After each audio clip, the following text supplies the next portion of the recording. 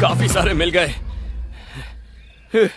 मैंने कई बार गुफाओं से चमगादड़ पकड़ने की कोशिश की है, लेकिन कभी भी मुझे इतनी कामयाबी नहीं मिली है। ये तो बहुत अच्छी खबर है। आज मैं पेट भर के खाना खा सकता हूँ। चीनी भाषा में बैट शब्द का मतलब होता है खुशहाली, और मुझे बहुत खुशी हो रही है। ये वाकई मेरे लिए बहुत ही अच्छी बात है। चलो, खाना तो मिल गया। अब अगली चुनौती में मुझे वापस जंगल की ओर जाना है। आराम से रुको।